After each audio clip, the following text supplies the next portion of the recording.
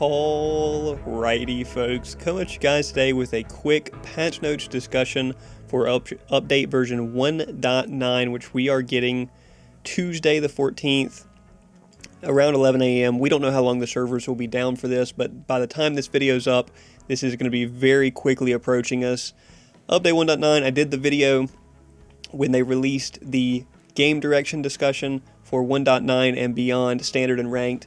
That one was very well received by you guys as a video, and also the blog post itself was very received by the predecessor community because we've been long awaiting a balance back towards MOBA and away from hero shootery mechanics. I'm going to make this one a quick one for you guys because if you see the scroll wheel over here, my goodness, these are some of the longest patch notes we've ever got. So rather than reading through all of them, I am going to link these patch notes below, obviously, but we're just going to go through some of the most important parts because if not, this is going to be like a 2-hour long video, and I don't want to do that to you guys right before the patch. Check out these patch notes linked in the description. Check out the blog post on 1.9 direction or my video on it, also linked in the description. Let's get right into this and make it a quick one. Going to give you guys the highlights and my impressions on these patch notes. It's a big one. It's a monster patch. Is it going to completely shift the meta? Yes. Is it going to turn Predecessor into a totally new game? No, definitely not. These are very incremental, small changes, but there's a lot here, so let's get into it. Coming Tuesday the 14th in the morning, there'll be downtime on the servers. We'll see how long that lasts. They've been pretty good in the last couple patches about very short downtime, so I would assume that this will be up pretty early in the morning, or at least by the middle of the day, Tuesday.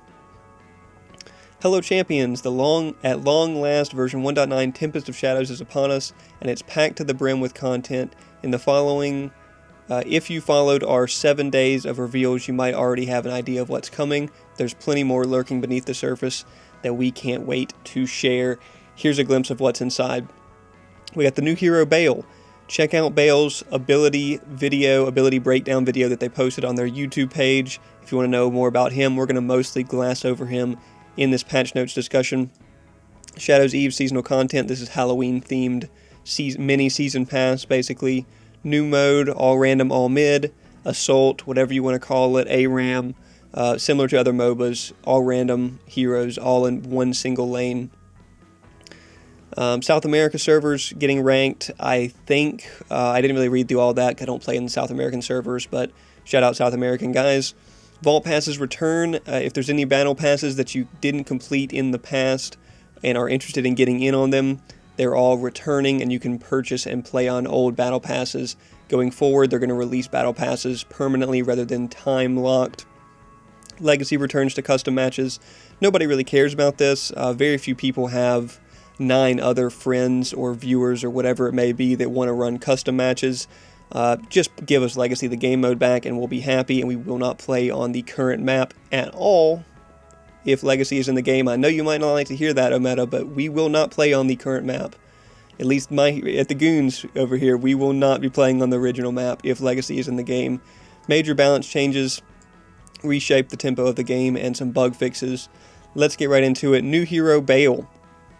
Bayle, like I said, check out this ability overview video on their YouTube page. I've linked it below. It's how long here? About 4 minutes.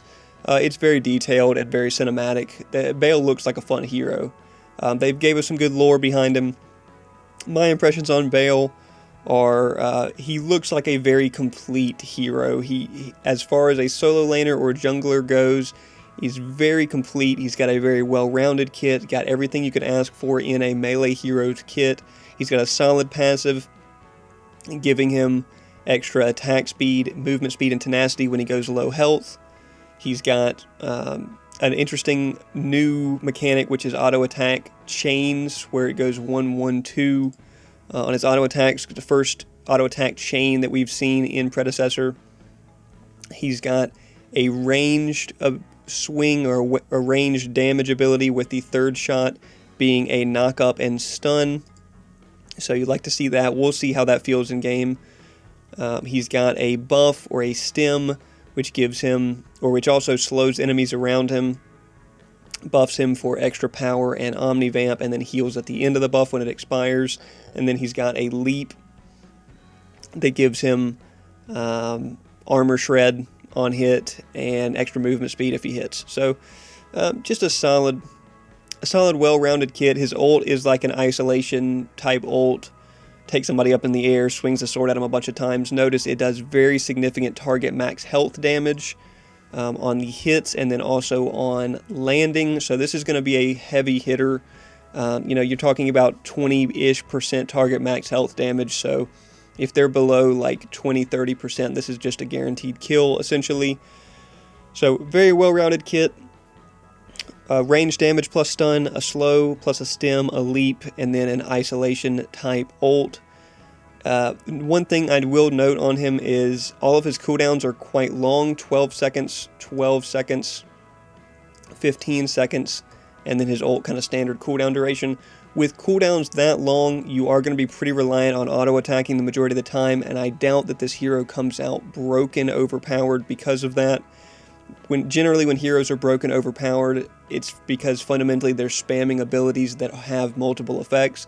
His abilities do have multiple effects, and he has a good set of tools here, but these cooldowns are long enough to where I doubt he will become overpowered or feel too overbearing, because you can play around these longer cooldowns. Even if they have a lot of haste built, they're going to be sacrificing building other stuff to get that much haste online. So, looking forward to playing Bayle. He's got some cool augments too, depending on how you want to play him.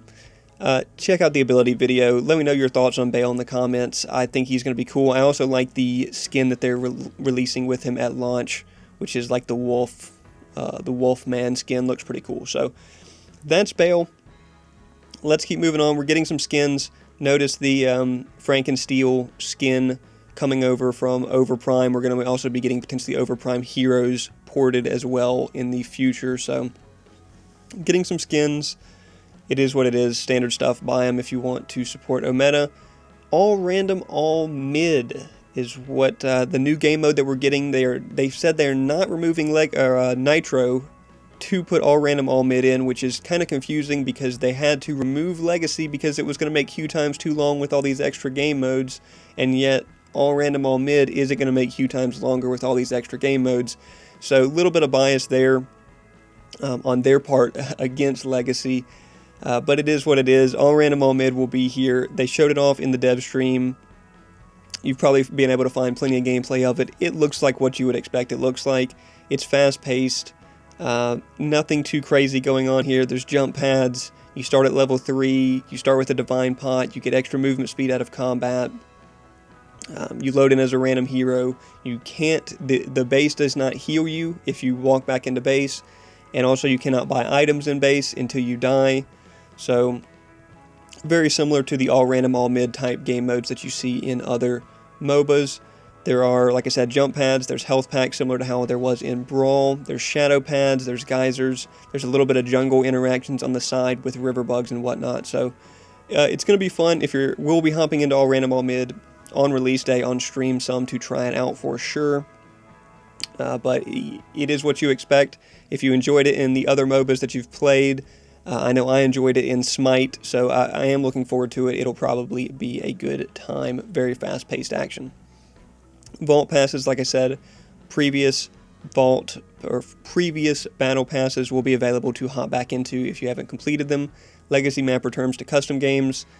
Give us this in not just a normal game mode, give us ranked Legacy for all I care, because this was the reason we had the highest player numbers we've had in the last year. It was when Legacy came out and everybody was enjoying it. Rest in peace, Legacy. Ranked mode comes to South America. South America guys rejoice for that one. Loot core changes. They've been shifting these around. Now you get opals. Every 8 quantum cores guaranteed. You can no longer get platinum drops out of these. So, it is what it is. It's not gameplay related. Shadow's Eve mini battle pass. This is what I alluded to. This is a Halloween theme, similar to how we had last Halloween time. Just comes with a seasonal banner, seasonal sprays, overheads, an ion, a quantum, some amber, some opals, and a purple variant of the Spider Witch Bellica. This is not the purple variant, I don't think. This is normal Spider Witch Bellica. I'm assuming she's going to have like purple skin tone in that one, not just purple trim on her hats and stuff. So that'll be cool. A little extra bonus Halloween stuff. wonder if they're going to change the map up. They didn't announce it in this patch, so I kind of doubt they will do any sort of Halloween cosmetics to the map like they did last year. Now here's what we're all here for, major game rebalancing. This is the bulk of the patch. This is what I really wanted to make a video on discussing. TLDR, in version 1.9 Tempest of Shadows, we're implementing major balance changes to standard and rank to slow the pace. Thank you again. Increase the emphasis on strategy. I mean, of course, that's what we want, right? Reward skilled gameplay. Whew, thank goodness, right? Not just rewarding picking Rena in the draft phase. Expect slower rotations, more valuable farming, stronger towers, less effective CC, and a more impactful laning phase. All of that sounds great. We have literally been asking for stronger towers for probably over a year. Since 1.0 released, right? For sure, like over a year by now. So these are all great changes. Are very to describe. Yeah, so there's a ton of changes listed here, but these are kind of the key bullet points. I could summarize them all myself, but it's going to be best if we just go through them how they summarized them here. Various heroes are receiving mechanical adjustments or small improvements to their abilities. There's way too many of those for me to cover in this video. Check out these patch notes if you want to look at your hero, your main hero specifically, or other heroes at the main role that you play. But a lot of changes. Basically every hero getting some adjustments. Various projectile abilities have been slowed down to increase their dodge ability. I'm on board with this. But I am biased towards certain heroes that I like to play, of course, and when I see them getting their abilities slowed down, their projectiles slowed down by more than other heroes that I don't view as necessarily strong right now, it is questionable to me. We'll see how this feels when 1.9 hits. Various explosion area of effect abilities have been reduced to increase their dodge ability. That they'll be more dodgeable because of that, and also because of the slight move speed adjustments to faster deceleration and acceleration, braking and turn speed and stuff like that. So various abilities have lost some scaling or damage when leveled, with the main exception of some mages, primarily helping slow down late game time to kill. Are we moving out of a burst meta? No, of course not, but it'll be a little bit tuned down. Various crowd control abilities have lost 10 to 20% duration and potency. Are we moving out of a CC meta? No, of course not, but it'll be a little bit tuned down. Gold drip and ambient gold on missing last hits has been reduced. We will look at the numbers on that in just a second. This is not super ridiculous. The gold drip is a very minor change, but ambient gold on missing last hits is a pretty big change in this case. Support gold from Crest is also increased, offsetting some of these reductions. Minor or minion durability increased by 5 to 10%. This is pretty minor, of course. All heroes gain their level up stats more slowly when leveling, making them slightly more fragile in the early game, but this equalizes to normal levels at 18, so you get more of your stats later on in the level up cycle than you do in the early parts. All heroes have lost about 15% movement speed. On most heroes, this equates to slightly more than 2% movement speed, so this is not a huge change. 2% movement speed is what it is, but it should make rotations a little bit slower. All heroes have had their movement adjusted, like I talked about. Faster braking, snappier turns, acceleration, deceleration should help you strafe and dodge better. All heroes have gained some additional base health regen at level 1. All heroes have their basic attack combat penalties increased, so if you're attacking, you move slower, as you should. This has been a problem for a while. I'm glad they're addressing it. All heroes have gained about 10% attack speed at level 1. This is getting shifted around so you don't gain that. All heroes have lost a chunk of attack speed growth to offset that. So you don't attack faster in the end of the game, but it feels quicker in the beginning of the game, which will be nice. All heroes have gained about 0.4 to 0.8 physical power growth. This is offsetting. Most heroes have lost about 5% of their scaling on basic attacks, so this isn't going to make your basics just hit harder or anything crazy. It just kind of shifts some stuff around. Kills are worth less XP at most levels. I'm not a big fan of this, but it's okay because kill comeback XP is less at smaller level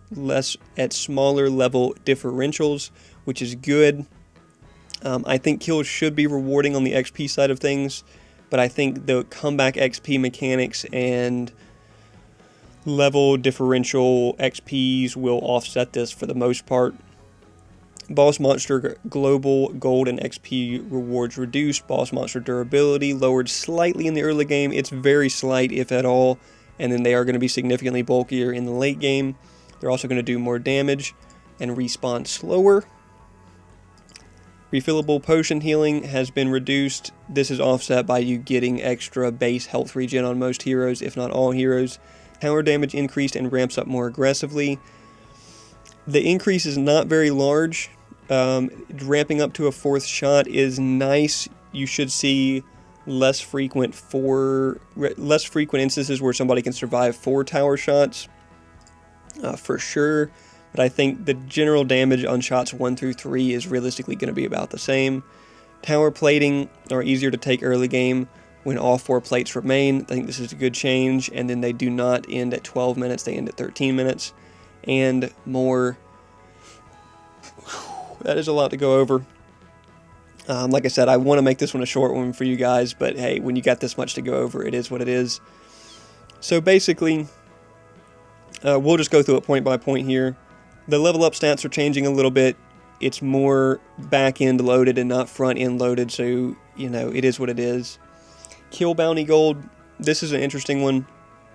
Bounties are changing just slightly. If you're on a killing spree, by the like crazy late game killing spree, huge killing spree, it's the same 1,000, but it takes a little bit longer to get there in the early game. Just slight changes there, not much. 100 and 120 to 80 and 100, and then it's, you know, pretty similar from there. Kill XP, this is general reduction here on kill XP at some of these earlier levels, and then into the higher levels a little bit. It's kind of slowed down. It's just some slight adjustments. The main thing is this kill bounty XP, which is the XP modifier you get for killing people that are lower level or higher level than you. I think this is a really good change because if we take a look at it here, most of the time you're fighting people that are within 1 level of you, 1 level below or 1 level above, and that's where we're really seeing some good changes.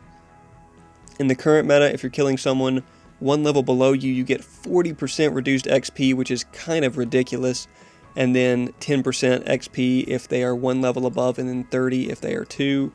In the new one, this is what I really wanted to highlight. If someone is 1 level below you, if you're 1 level up on your solo laner and you kill them, you only take a 25% XP penalty instead of 40%. That is huge. You need to be rewarded for making those plays, even if they're only down a level on you.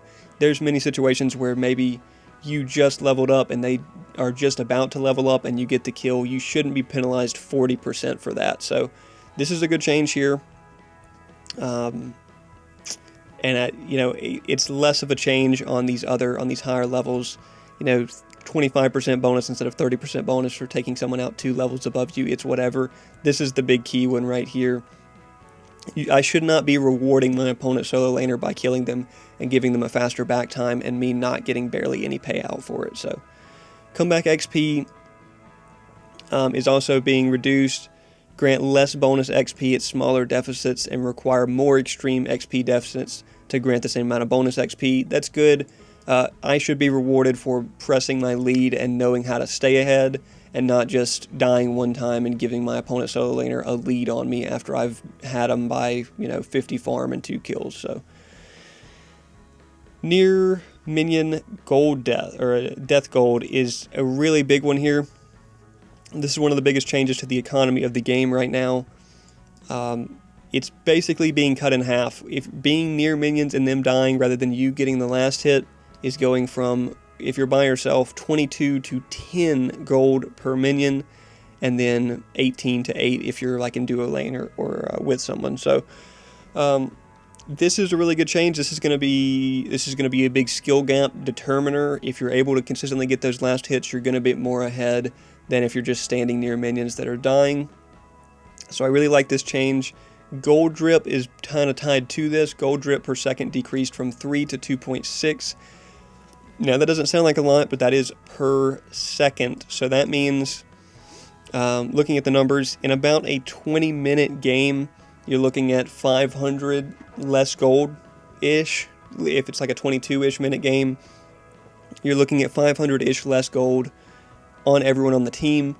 500 times 5, that is a pretty solid gold difference, and it really emphasizes the fact that you're going to have to go out and get that gold by last hitting, not even just being near minions that die. You got to get those last hits. So I like this. We'll see how this feels. Like I said, it's not a big difference. 500 gold over a 20-minute game is not a huge difference, but in conjunction with the ambient gold, it will definitely make a difference in how fast you get items online. Movement speed. All heroes have had their movement reduced by roughly 15 movement speed. Now, what does that even mean? What does that equate to? That is about 2% movement speed, a little over 2% movement speed on most heroes. On some of the faster move speed heroes, that's about 2, and some of the slower move speed heroes, that's about 2.2-ish% movement speed. So, not a huge change here. You accelerate to max speed about 33% faster, and braking friction is now 2 times stronger, so you're going to feel really snappy. You can shift left to right quick. You can accelerate, decelerate quick. So that is going to feel good. I don't think that 2% movement speed is a huge game changer as far as rotate speed, but we'll see how it feels in game. Basic attack combat penalty is going to feel different. 5% more move speed reduction for ranged heroes and melee heroes when autoing. And a big one, melee heroes who are swinging their auto attack wildly and missing their autos are going to be penalized in the same way if they were hitting the autos now. So that's a great change.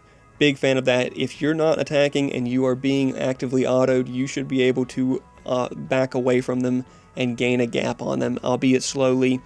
That is what slowdown abilities are for.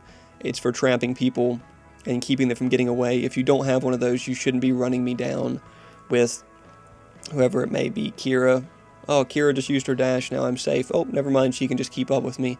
No, hopefully this will be a deciding factor in that. Minions.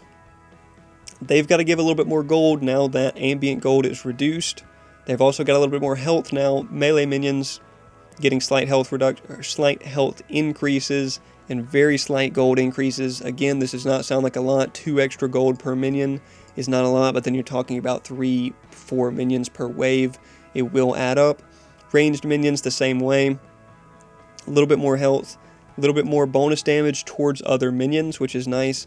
And then, you're talking about 1 extra gold at the beginning of the game. Doesn't sound like a lot, but you got 2 or 3 ranged minions there. It's a little bit of extra gold if you're getting those last hits. Siege minions gaining solid gold increase, 10 extra gold at the beginning of the game, or actually at all stages of the game basically, on those cannon minions. So very important to last hit them even more than before.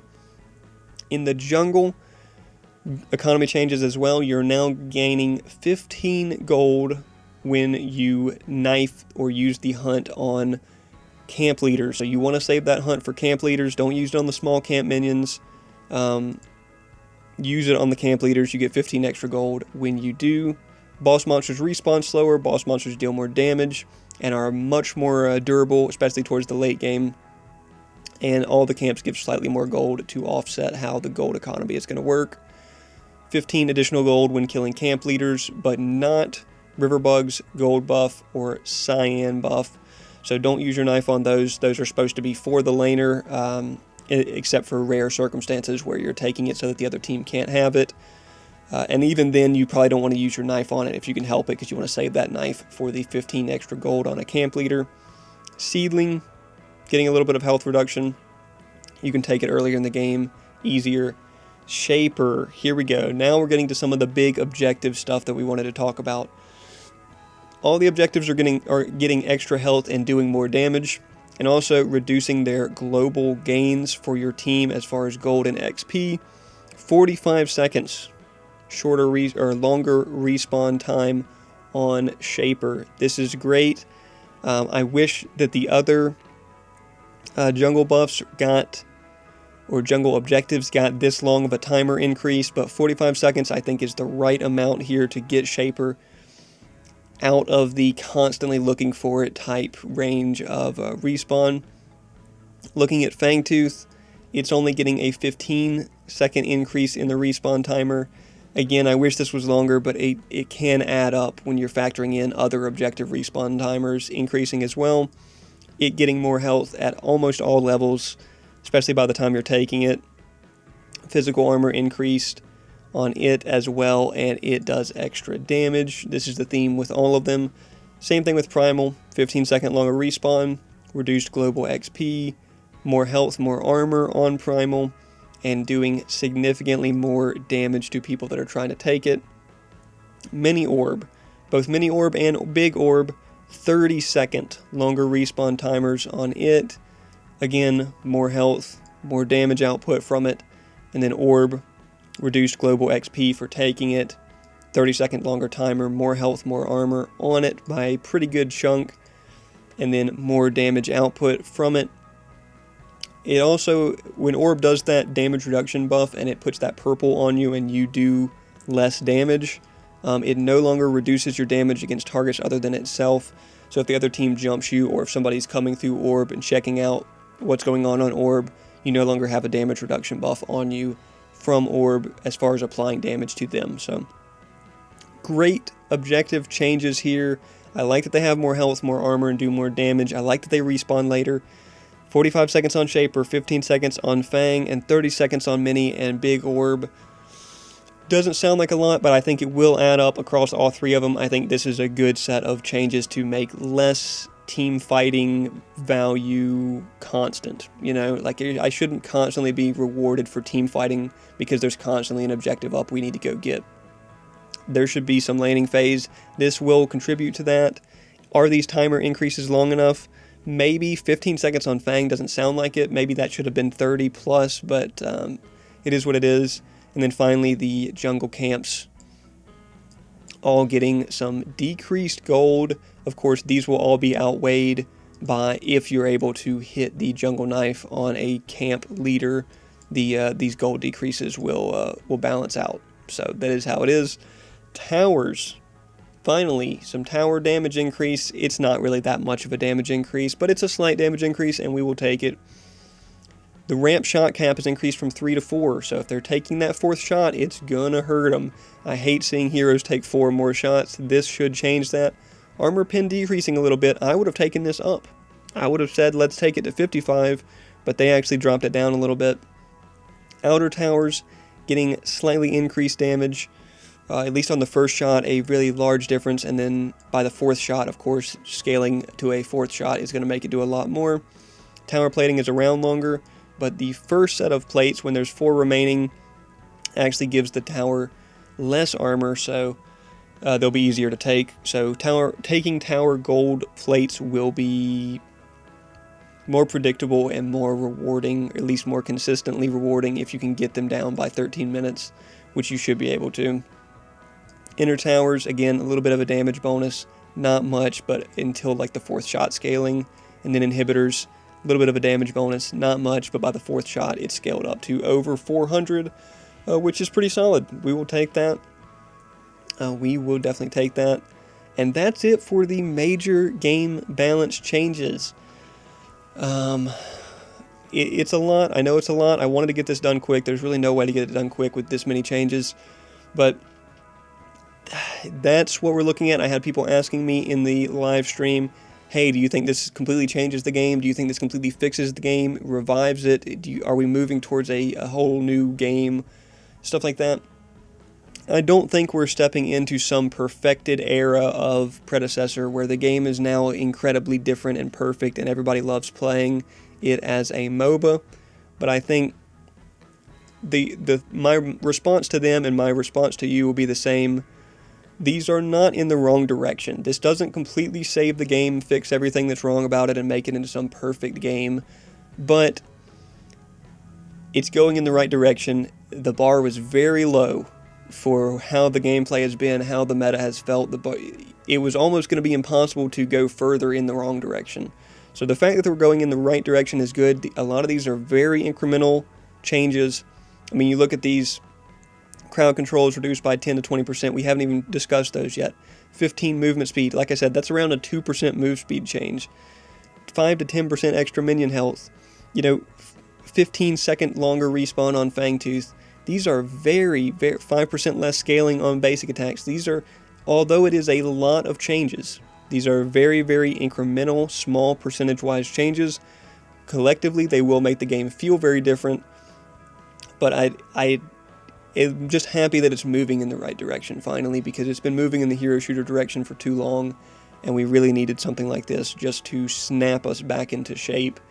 And because we all love the game in 1.0. There's a reason we were playing in 1.0. There's a reason that a lot of us played Paragon and are now playing this game, and it's not for the hero shooter mechanics. So that's my response to all these general balance changes. They all look good in the essence that they're moving in the right direction. Do I think they're enough?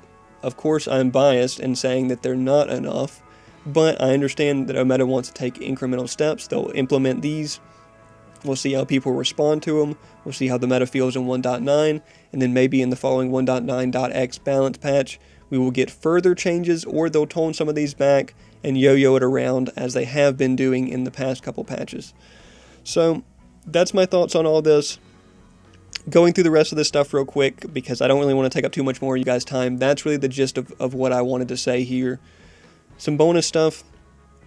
Minor augments. Okay, one little minor augment changing. Heroes. Overall, like the game balance changes said, reduction in movement speed to reinforce more methodical game pace and combat flow. Increase to level 1 attack speed, fluent early game. Now that combat penalty is higher, alongside reductions to attack speed growth, this will offset by level 18. Increase to baseline health regen to take emphasis off of reliable potion, refillable potion, good grief man, as a sustained tool, and allow laners to recover from bad trades over longer time horizons now that the laning phase is slightly more lethal. Reductions to basic attack scaling to slow down time to kill in the mid to late game, as basic attacks are a heavy contributor to general damage output. Increase to physical power growth to further normalize basic attack damage in mid-game plus for heroes that are behind in gold. I do like that. If you're behind in gold as a carry, you're pretty much useless. This will change it, again, very incrementally, 5 to 10%. General reductions to the amount of damage gained from ranking up certain abilities, the scaling they possess. So, stuff like that. The effectiveness of crowd control is being trimmed down roughly 10 to 20%. Like I said, basically every hero that has crowd control in their kit, come through here, check out the ones you're interested in.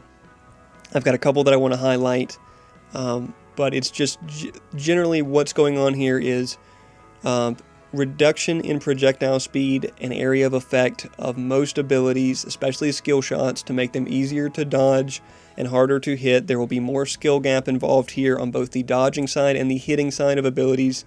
CC duration and potency being decreased, I think, is good. It's very slight, but it's good.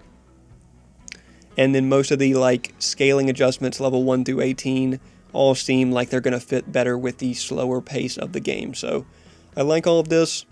Like I said, I mean, look where we're at on the scroll wheel. You got to scroll through pretty much every single hero. See, we just now got down here to Zinx. So it's basically this entire thing is all hero changes, every hero getting touched. So come through here and check out the ones you're the most interested in. A couple that I wanted to highlight are larger or more big shifts in changes that you need to know wherever you're playing at. You just need to know how to play against these heroes. Argus and Howie getting longer ults. They're getting more projectiles to their ult. Argus, his ult, now fires 3, 4, 5 beams as he ranks it up rather than 3 at all ranks. Of course, the damage per shot is being decreased, but not by that much. The scaling's decreased, projectile speed significantly decreased, and hitbox a little bit smaller. But keep in mind, if you see that Argus ulting and he's fired 3 shots, he may have 2 more lined up. So don't stop dodging when he fires 3. Wanted to put that one out there for you guys. And as I just mentioned, Howie is the other one getting a similar change to this. Good grief, man, look at all these changes. Howie getting a lot of changes to his missile as far as how easy it is to hit. That's the theme with all of these skill shot abilities. Harder to hit, smaller AoEs, stuff like that. But his ultimate now fires 4 barrages instead of 3. Keep this in mind when you're playing against Howie, or if you're playing as Howie. The hover duration is increased by 3/4 of a second because of that. Total damage is increased. Total scaling is increased. Damage per missile, of course, is decreased, but he's firing 4 barrages instead of 3. They are going to move a little bit slower and do a little bit less damage per missile, but the total damage will be higher. So keep an eye out for Howie. I think he's going to be in a good spot, having a little bit extra time to fly and hit more missiles. Next one I wanted to talk about, Kira.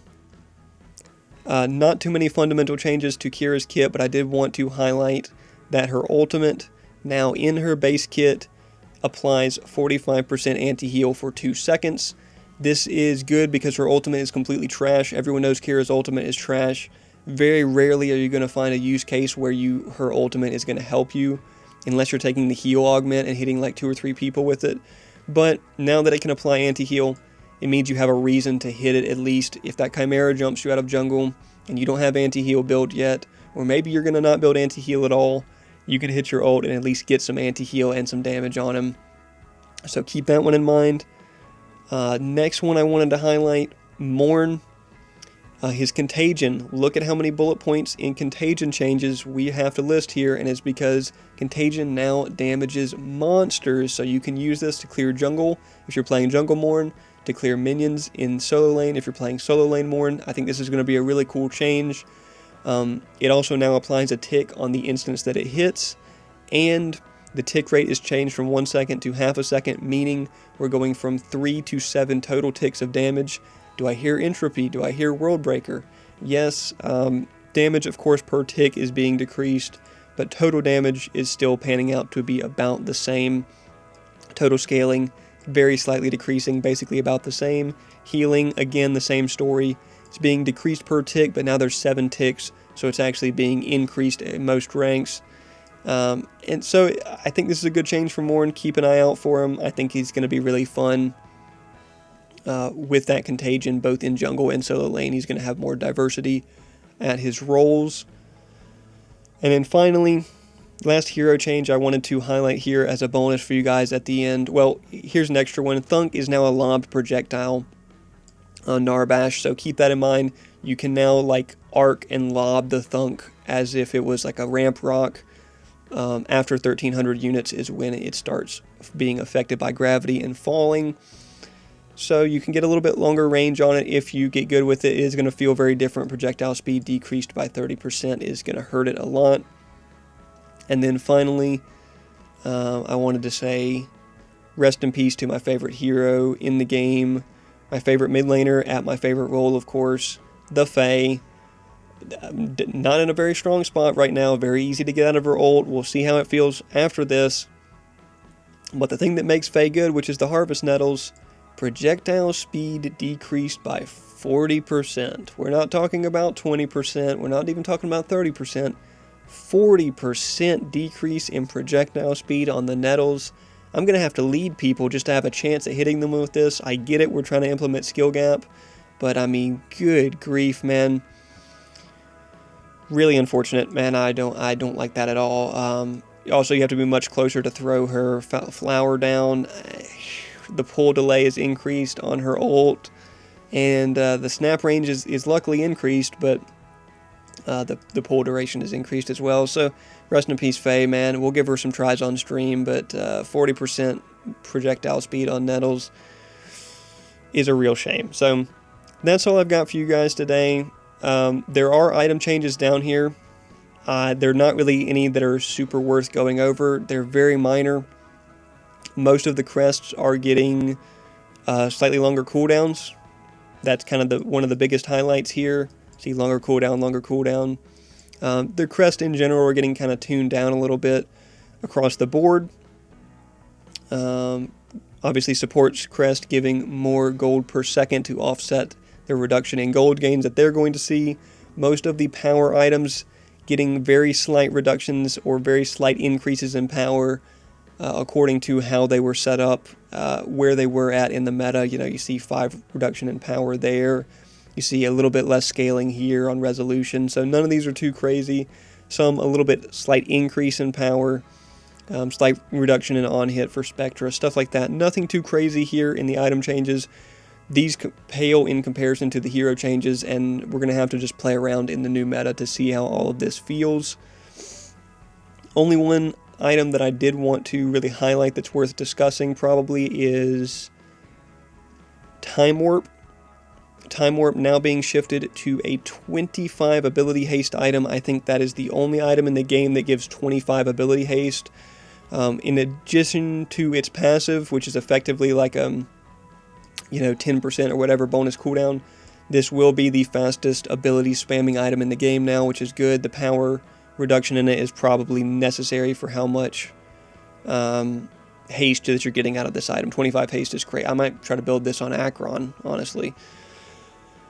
So that's about it. A little bit of health reduction. In most of these armor items, you're seeing health reduction and armor increase. Health reduction, armor increase, health reduction, armor increase in a lot of the armor items.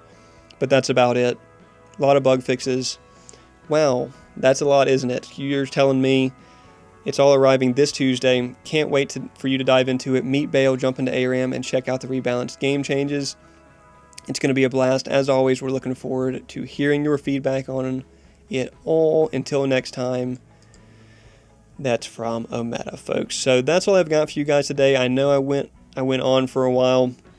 Timestamps below to each individual part. Tried to go through it as quick as I can because this patch is shortly approaching, or I guess I should say quickly approaching and shortly upon us, shouldn't I? So that's where we're at. I think this is a very beneficial patch for the game. I think there's really not a lot that I don't like in this patch. Do I think it completely changes the game into a new perfected form of predecessor? No. Do I think that it gets us back closer to where we enjoyed the game in version 1.0? Yes. Do I wish we had Legacy in the game still? Yes. Would a larger map fix most of the problems that this game has as far as balancing, hero shooter, and mobile mechanics? Yes. Do I know what I'm talking about? Of course not. I've barely played the game. I only have 2,200, 2,500 hours in it. So don't take my word for it. Hop in it. Make your own opinions. Form your own opinions. Let me know in the comments where I got things wrong. This is all about discussion. The meta, of course, is largely dependent on not just how the pros play, but what the general player base consensus is on which heroes are the best, which heroes are the worst, which items are the best, how the meta feels. So let me know your thoughts in the comments. We'll catch y'all on stream on the day of this release, Tuesday. Hop into some ARAM, hop onto some Bayle, test out a lot of these hero changes. Looking forward to seeing if Faye is RIP. Looking forward to throwing the Thunk on Narbash super long ranges. Trying out the 5-shot Argus ult, longer barrage Howie ult, all sorts of stuff. It's going to be a fun time. We're for sure going to enjoy it. Let me know your thoughts. Check out Bayle's ability video. And we will catch y'all out there on the patch.